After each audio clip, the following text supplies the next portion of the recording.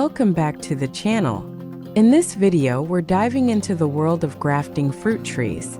Whether you're just starting out in gardening or you're already experienced and looking to level up your skills, this video will walk you through the different types of grafting, the best climate and temperature, the right time to graft, and all the steps you need to follow to do it right. We'll also cover how to make the cuts, how to wrap them, what materials to use, what kind of soil is best, and a few tricks for specific fruit trees. Let's start by understanding what grafting really is. Grafting is the process of joining two plant parts together so they grow as one.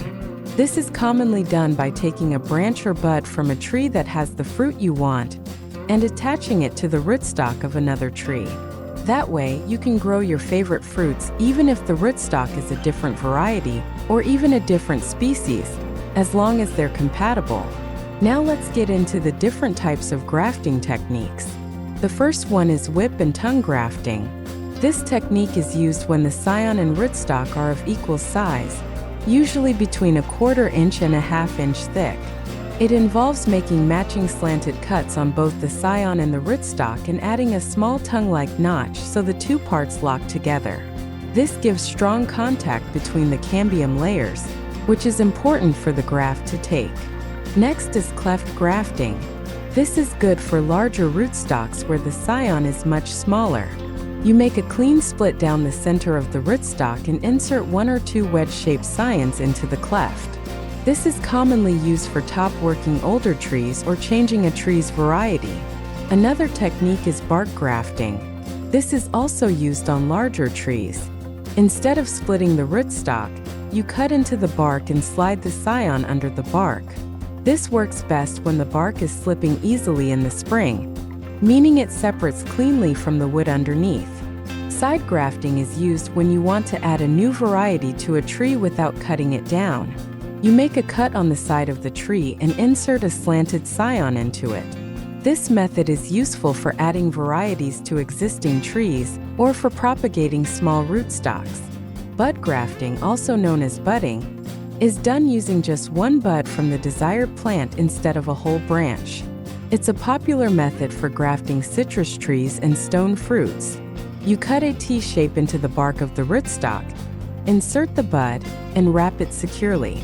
Now that you know the basic types, let's talk about the best climate and temperature for grafting fruit trees. Grafting works best when the tree is actively growing or just starting to break dormancy. The ideal temperature for grafting is between 65 and 85 degrees Fahrenheit or 18 to 29 degrees Celsius. In tropical climates, you can graft almost all year round, but the best success is usually during the dry season when the plants are less stressed and diseases are less likely to spread. In cooler climates, grafting is best done in early spring just as the sap begins to flow. Let's go into timing a bit deeper. Grafting during the wrong time of year can lead to failure.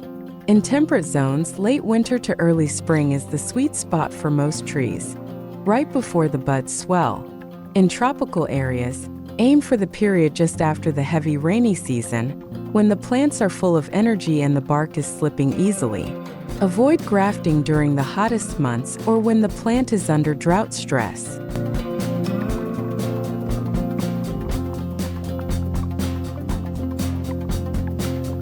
Now we'll look at how to prepare the cut and make the graft.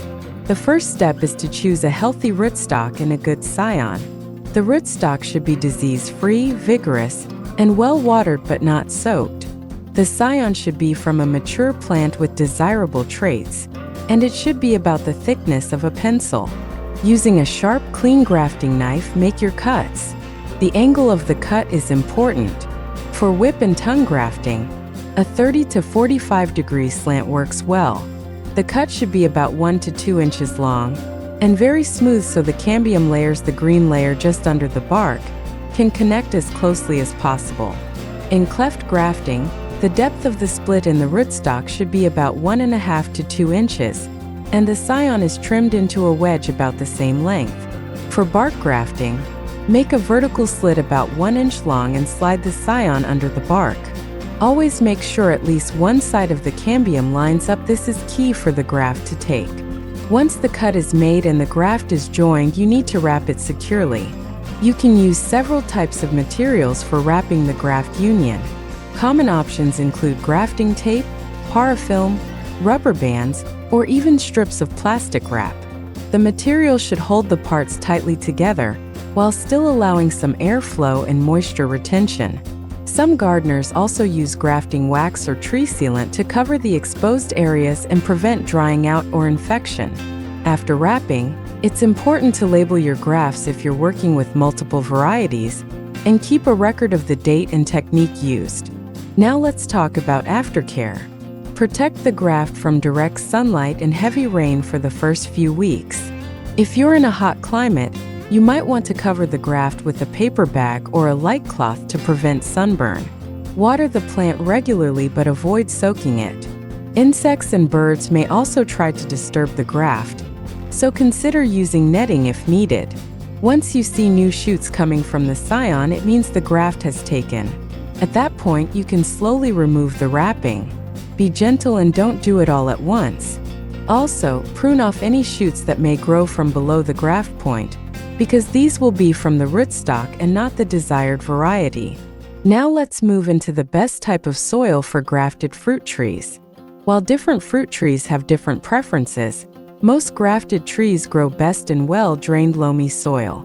The soil should be rich in organic matter and slightly acidic to neutral, with a pH between 6.0 and 7.0. Avoid heavy clay soils that retain water, as this can lead to root rot. If your soil is not ideal, you can improve it by adding compost, sand, or well-rotted manure before planting. It's also important to plant your grafted tree properly. Make sure the graft union is a few inches above the soil line when planting. If it's buried, the scion might grow roots, which can ruin the benefits of the graft.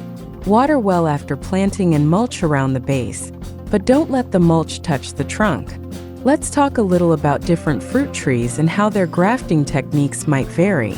Citrus trees often do well with tea budding, especially during warm weather. The bark must be slipping easily for the bud to be inserted. Grafted citrus trees tend to fruit faster and are more disease-resistant. Mango trees can be more challenging to graft. They respond best to side veneer grafting and should be grafted in warm weather, around 25 to 30 degrees Celsius. Grafting should be done when the rootstock is actively growing and the scion is mature but dormant. Avocado trees are usually grafted using the cleft graft or veneer graft method. Success rates vary, and the graft must be protected from excessive moisture and sunlight. Apple and pear trees are commonly whip and tongue grafted or cleft grafted in late winter or early spring. These trees are among the easiest to graft. Stone fruits like peaches, plums, and cherries are more sensitive. They require precise timing, usually during the early spring, and care to avoid sap bleeding, which can interfere with graft healing. Now here are a few extra tips that can really help. Use alcohol or boiling water to sterilize your grafting tools before and after use to prevent spreading disease. Always use sharp knives for clean cuts. Dull tools crush the tissue and reduce success rates. Try to graft early in the morning or late in the evening when the temperature is cooler and the tree is under less stress. Avoid windy days or extreme heat. If you're grafting multiple trees, make sure to match compatible varieties. Not all fruit trees can be grafted onto each other. For example, apples can be grafted to crabapple rootstock, but not to pear. Citrus trees can be grafted among most other citrus types, but not to apples or plums. Patience is key. Even when done perfectly, grafts can sometimes fail. Always try a few grafts at once to improve your chances of success. And there you have it, a complete guide to grafting fruit trees, from types and timing to technique and aftercare. Whether you're grafting to improve fruit quality, increase production, save space, or just enjoy the science of it all, grafting is one of the best skills you can learn in your gardening journey. If you found this helpful, don't forget to subscribe, like, and share with other garden lovers. Happy grafting, and may your trees bear sweet fruit for years to come. A special note before talking about specific techniques: Now here's something fascinating. Grafting can actually allow one tree to bear different fruits. That's right, when you graft branches from different varieties onto a single rootstock, you can end up with a tree that produces multiple kinds of fruit. This is often called a fruit salad tree. But it's important to know that not all fruit trees can be grafted with each other. Grafting only works between trees that are botanically compatible. For example, you can graft different varieties of apples onto one apple tree, or combine peach, plum, apricot, and nectarine onto one tree since they're all part of the stone fruit family.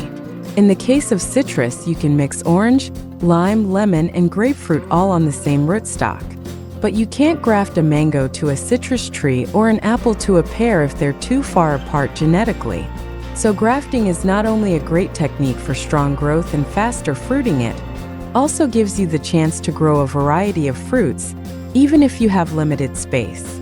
Once your graft is secured and your tree is properly planted in rich, well-drained soil, with enough moisture and sunlight, the healing begins. In time, you'll see signs of life as the scion and rootstock begin to grow as one. Now here's something truly fascinating to think about as you plan your grafting project. Grafting doesn't only help with strength and faster fruiting, it also makes it possible for one tree to bear different types of fruit. Yes, you can have multiple varieties growing on a single tree. These are sometimes called fruit salad trees. But remember, grafting only works between trees that are compatible. For example, you can graft several kinds of apples together, or mix peaches, plums, and nectarines on the same tree since they're from the same family. With citrus, a single tree can carry oranges, lemons, limes, and grapefruits. But you can't graft a mango onto an apple tree, they're just too different. So whether you're grafting for health, strength, space saving, or creativity, the possibilities are wide. Let your grafting journey be a fruitful one in every sense of the word. Additional types of grafting. In addition to cleft, scion slide, and bud grafting, here are several other grafting methods that gardeners and farmers use to propagate and repair plants. Whip and tongue grafting. This method is ideal for young plants of equal diameter. A long slanting cut is made on both the scion and the rootstock, followed by a second cut that creates a tongue. When joined together, the two tongues interlock, making the graft stronger and allowing for excellent cambium contact. This method is commonly used for apples, pears, and other fruit trees, especially in nurseries. Splice grafting. Used when plants are not actively growing. This technique is simpler than whip and tongue grafting. A single slanting cut is made on both the scion and the rootstock. The surfaces are then aligned and tied securely. It's quicker and easier, but not as strong, so it's usually used indoors or in controlled environments. Side veneer grafting. This technique involves slicing into the side of the rootstock and inserting a small scion with a matching angled cut. It's commonly used in ornamental plants and evergreens, like pines and camellias. Side veneer grafting is favored when the scion and rootstock aren't the same size and is often used in bonsai cultivation. Approach grafting and arching. In this method, both the scion and the rootstock remain rooted and growing while the graft heals. The two plants are brought close together and a slice is made in each to expose the cambium, which is then bound tightly. Once the graft union forms, one of the stems is cut off. This technique is useful when one plant needs support from another, or to save trees damaged at the base. Bridge grafting. Used mostly to save trees that have been girdled, often by animals, lawn equipment, or diseases. Bridge grafting uses scions placed vertically over the damaged area to bridge the gap and restore nutrient flow. The scions act like bypass tubes, helping the tree continue transporting sap and survive. Bark grafting. This method is especially useful when grafting onto a larger rootstock. A vertical slit is made in the bark, and the scion is inserted underneath. It's important that the bark is slipping, meaning it separates easily from the wood, which happens in spring. This technique is often used for top-working trees like apples and walnuts. Saddle grafting. This technique involves shaping the scion to fit over the rootstock like a saddle. Both parts are cut in a V shape, one concave and the other convex, so they fit snugly together. This method provides good contact but needs precision. It's commonly used when grafting herbaceous plants or small trees. Grafting is both science and art, a way of giving plants a second chance, combining strengths, and shaping the future of your garden or orchard. Whether you're repairing, multiplying, or experimenting, there's a grafting method for every plant and every purpose. So sharpen your knife, line up those cambiums, and graft with confidence. I hope this information was useful, and thanks for watching.